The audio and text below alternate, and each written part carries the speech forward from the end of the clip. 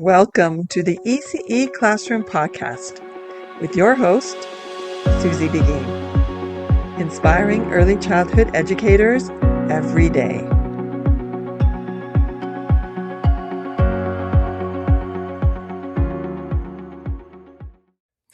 Welcome to the ECE Classroom, the podcast where we dive deep into the world of early childhood education, parenting tips, and creative learning strategies. I'm your host, Susie Beghin, and today we have a very special guest. Joining us from across the world today in Finland is Anu Guttorm. She is the owner of Moomin Language School, and we're going to be talking all about Finland's early childhood education system today. I'm so excited to have you here, Anu. You bring such incredible insights into the field, and I'm so happy that our listeners get to hear from you today. That's so lovely. Thank you, Susie. I'm really happy to have this opportunity to have this conversation with you. Awesome. So before we jump into the topic, can you tell me a little bit about yourself? What drew you into this field and what inspires you to work in this field? Yes, well, I'm an entrepreneur in language education. I own 2 different companies, but Moomin Language School is my 4th child. So in addition to being an engineer in media technology, I'm also a mom of 3 children. So I have 2 teenagers and a toddler. Oh, wow. So Busy. yes, busy and also running 2 companies. But the spark to founding Moomin Language School came from my own children. I wanted my children to learn a second language during their sensitivity period, which is between 3 to 7 approximately. So I had a great idea. I wanted them to go to a language immersion kindergarten. But when the time came, we found out that this option was not available in the area where we lived. So it got me thinking that I must not be the only parent in a global scale that would like to offer their children this opportunity, but a parent who is not capable of taking the kids to a language immersion kindergarten. So that was the spark. And today we are a market leader in Finland. We are in over 25 countries all around the world, helping children to learn English as a second language through our story-based content. So it's all about stories and play. So yes, this is what we have built. And I've been teaching and training educators, early educators all around the world, also language teachers in over 35 countries throughout these 10 years. And I'm really passionate about everything related to future of education in general, because I'm a mom as well. Yes, absolutely. And we're going to get more into that in a minute. But first, before we get into that deep discussion, because I really want to hear about this language immersion, because I have never heard about that in a kindergarten room. So that's something definitely we can talk about. But before we get there, I wanted to just generally talk about the approach to early childhood education in Finland. I know that Finland is often ranked as one of the top countries for education in general. So tell our listeners who are mostly here in North America, what makes the early childhood education program or approach different in Finland in comparison to North America? Okay, so I did some research. Maybe let's see if you agree, but I will tell a Sure. little bit about Finland and how early education here is run. So I do think that like the differences might be in the core philosophy, teachers and staff, and also the structure of the day, and also how much the early education cost for families and for parents. All right. So I think the core philosophy, it's a combination of teaching social skills, emotional development. I think this is a hot topic everywhere, but it has been kind of integrated in the Finnish early education everywhere. And we don't focus on academic skills like reading or writing until children go to school. So we actually start practicing those skills. Well, we do practice reading and writing already in preschool, but it becomes kind of mandatory on the first grade. Okay. So, and this is one difference that I've seen several times in other countries, that reading and writing skills are started at a very, very early age. Yeah, no, I would totally agree with that because I see so many preschools trying to use things like workbooks to trace letters, starting phonics programs to introduce, the concept of reading at a very early Mm. age. So, yeah, that definitely is a difference. All right.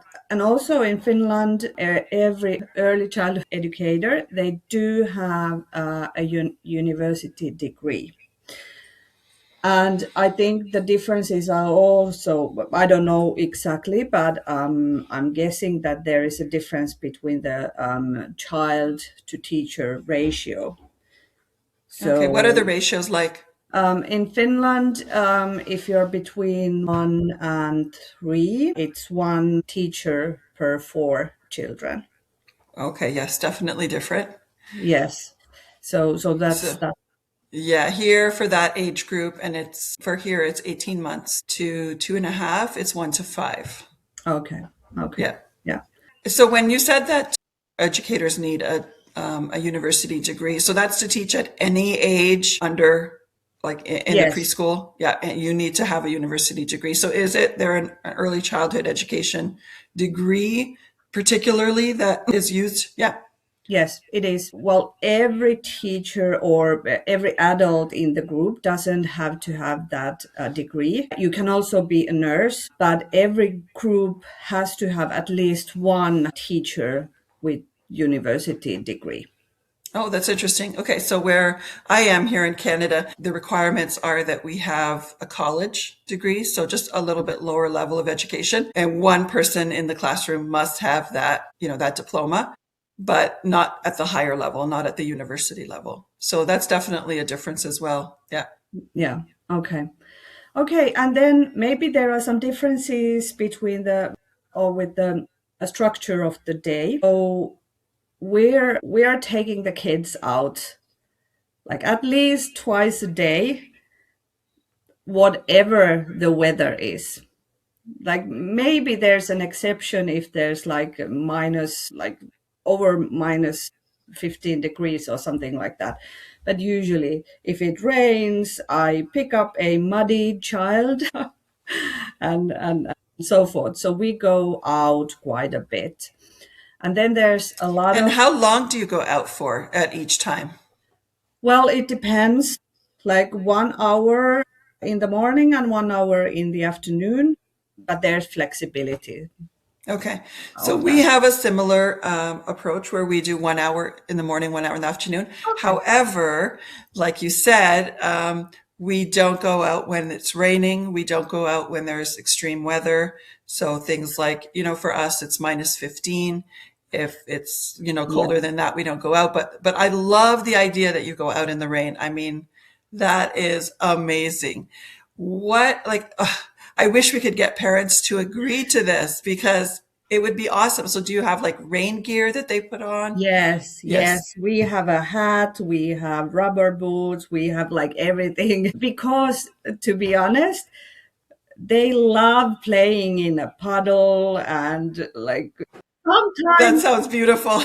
yeah, sometimes it's a challenge for parents, especially if you're working at the office. You have like something like really nice clothes, and you cannot, your child is like running towards you, arms like this, and you're like, what do I do now?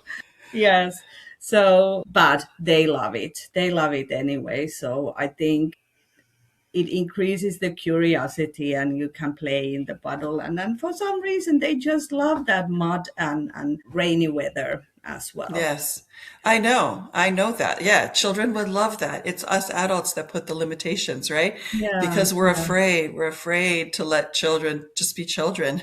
We're afraid to let them have their freedom. sometimes, and to their own detriment, unfortunately. You said that one of the core values in Finland was in regards to emotional learning. So Yeah. you really value social emotional skills in those early years as opposed to academic. Tell me, how do you do that? How do you, like, what does that look like? Well, of course, one of the biggest things what we try to teach is to name our emotions. And we always handle if there's some fighting or crying. So they talk about that. So that's the core. So every day they incorporate this naming of emotions, and as like, okay, it's weaved in the conversation, let's say. Right. Those are important skills. So, and of course, like taking care of each other and saying sorry if I do think that these are skills that are incorporated in many places all around the world as well. But yes, this is how it is weaved in a daily activity. Yeah, amazing. You also mentioned that the days in general are scheduled differently. What did you mean by that? Like, how do you think it's different? Yes. So there's also a lot of free play. So free. There's always every day there's time for free play, and also child-led play. So Okay. children can kind of make decisions. They have these playstations, so you can kind of select that if you want to play with dolls or if you want to play with dinosaurs. And there are different kinds of playstations which you. So children can start to make decisions as well. Okay, what do I want to do? And what they are actually doing, they are pairing also children, so that you don't always play with the same child. So you kind of like practice communication with different children, and they are also at the same time. So that's one difference as well. So we don't have formal assessment. The assessment is ongoing, that happens on a daily kind of basis through Okay. observation, how the children are communicating with each other, and if there are some challenges between the children. But also, every child has their own kind of goals. Hmm. So we talk twice a year with the educator, and we set individual goals. So they observe those different areas where they are developing, and every child, we put a goal that we kind of believe that it's achievable for this particular child. Right. So Yeah. Makes sense. Yeah, that it sounds beautiful. It sounds beautiful. I love the play focus. My background is I'm a play enthusiast. I love everything to do with play. I try to encourage play as much as possible. it's also good for adults. Yes, I mean, I think there's no age limit to play. Everybody No. should learn through play because that's, how the brain works. We need to enjoy what we're doing in order to learn. And I think that doesn't stop at a certain age. I think throughout life, you have to play, you have to enjoy. If it becomes a task, or something that you don't want to do, of course, we always have to do those things, but the learning diminishes, I think, once we make it task oriented versus play oriented.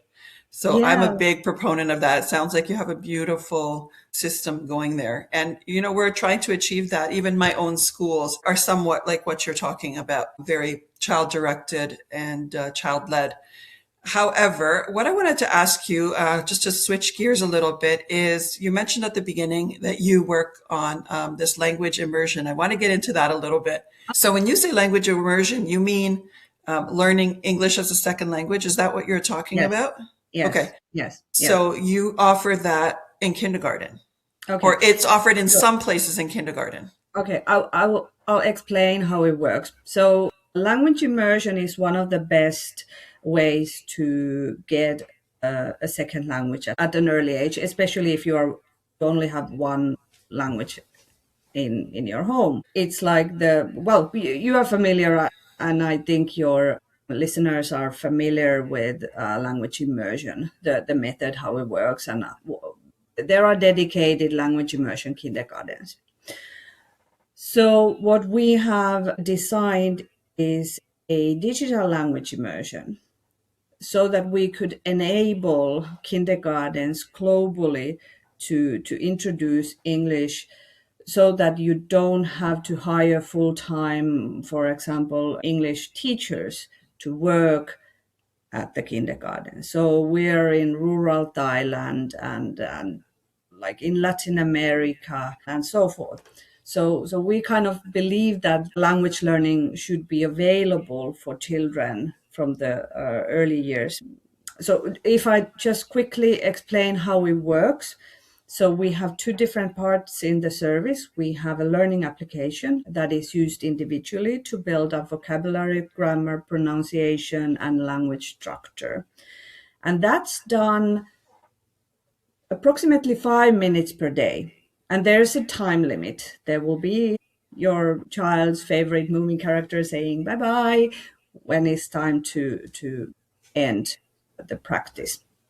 So that's one part of the service, story-based digital content. The other part of the service is for teachers. We provide play-based materials for language learning. So you don't have to be a professional English teacher yourself to be able to facilitate this play. And it's very Finnish way of approaching language learning. So it's arts and crafts, yoga, movement games. It's all kinds of play, but we kind of repeat everything that we have in the application. So the vocabulary and phrases. So then we take the learning in a different kind of environment. So nothing digital during these play-based sessions, but together these form this digital language immersion. The whole concept is based on research and evidence. So our curriculum takes approximately 3 to 4 years to finalize. And then we believe that children are, there is also data showing that children are capable of having conversation. So we don't focus on reading and writing skills. We focus on communicative English. And it's all about encouragement, and you play with your friends, and we kind of grow together to become these language speakers. And it's like such a delicate age between, let's say, 2 and 7. Our target age is from 3 because you have to have some motoral skills. But it's such an amazing opportunity for so many children when we can see that, okay, they are still learning their mother tongue and fine-tuning the words. So it's a perfect time to add another language, but you have to have a proper curriculum. We don't suggest, especially in this era where we talk about screen time quite a lot, and is it healthy or not, and so forth. How much is good and how much is bad. So we have to have a balance in this, but still with this material that has been designed by early educators, early language teachers, and language teachers from primary schools. So these kind of safe digital tools are sought after now when the world is changing and changing rapidly. But we have to take care of our children in a right way. So technology is not all bad, but we have to be careful how to use it and when to use it and who are the people behind. Is it like the creation? Yeah. And is it for consumers or for learning? Yeah, absolutely. Everything you said sounds brilliant. I mean, I love the idea of this immersion program for, especially like you said, for centers that may not have whoever's speaking that language. Now, you have focused on English immersion. Here where we speak English, we would love a different language, right? I wonder if you could take this concept and apply it to multiple languages, because here in Canada, we speak English and French. Yes. So here we speak English mostly in schools, and then we have French immersion. Yes. So if you could incorporate in the early years, we know that parents run to a French immersion. Like the schools for French immersion have long waiting lists. If we could Yes. introduce this digital concept in the early years for French or any other language, be it Spanish or any other popular language that's Yeah. worldwide, right? Like these are, amazing So programs. I will tell you that we have already taken our first steps towards this. There has been a like tremendous amount of immigrants coming to Finland. So we're actually also teaching Finnish as a second language with the same material. So we can also take steps to add. Of course, we have been talking a lot about like what would be the next step and next language. Spanish is one that is very like interesting. Yeah, because like learning a second language at an early age, I'd love to have it in French. I've been studying French myself, and it's a beautiful, beautiful language. I will let you know when we are going to add more languages to the platform. Yeah. But that's what I hope to do in the future. Yeah. I know definitely in North America, French and Spanish are two languages that you'd get a huge following for because, especially in America, Spanish is, almost their second language Yeah. and in Canada, French for sure. So you get a lot of interest on this side. But I just love the idea. And I do agree with you that picking up a second language in the early years is critical. I get a lot of parents who come to me who, we have a lot of immigrants in Canada as well, and most actually are immigrants, and they come to the schools and they're not speaking English, so they Yeah. only speak a different language, and they're wondering, is their child going to be behind because the child doesn't speak any English? And I say, no way.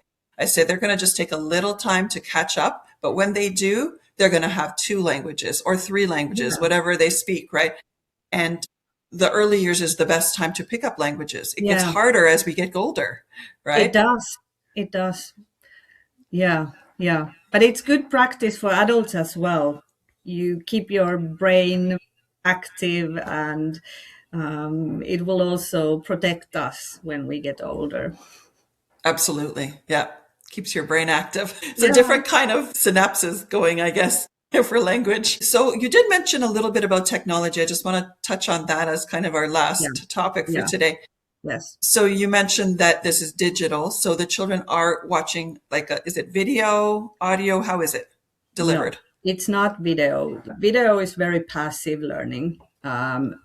We content is for very active learnings. So the child is very active learner in the content. So it's all about listening, repeating. You practice pronunciation also by recording, listening, repeating, and comparing with the native speaker model. No feedback, because the child's own ear is exactly geared to this work. They are fine tuning their mother tongue, and they are fine tuning the new language. So is it audio content? How is it Yes, delivered? Audio. yes, Okay. it's audio content and maybe some videos as well. So, Okay. but yes, Yeah, it's all very interesting to me. I find it fascinating. I think technology is a tool, right? yes, People do get worried about using technology, but I think when you're using it as a learning tool, it can be very effective. And the whole, like you said, the whole argument around screen time is the fact that it's passive learning. And it sounds like what you're doing is very different from that. It's incorporating a lot of play and a lot of movement and, yes, and hands-on experience. So yes. that's wonderful. That sounds like a really great program. So if anybody wanted to learn more about this program, tell us how they can find that. Well, you can follow me in the LinkedIn. I'm very, very active there, sharing also my leadership skills and my journey as well as an entrepreneur and as a mom. So I'd love to connect there. You can also reach out to our website, so moominlanguageschool.com. Wonderful. It's been such a pleasure having you here today. And we are going to put all of that information in the episode notes so that you can find the website and the connection to Anu on her LinkedIn as well. Thank you again for being here. It's been eye-opening to hear what's happening in Finland these days in early childhood education. Thank you, Susie. Thank you so much. It's been so nice talking to Anu today and hearing all about early childhood education in Finland.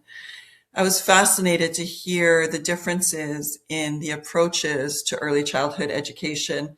I especially like to hear about how they go outside twice a day in all kinds of weather, covered in mud. I absolutely love that. I think the children are getting an amazing learning experience. And I hope that one day in Canada, we can get to that point where we feel comfortable going outside in all kinds of weather and just being prepared for it. So that was a nice thing to hear.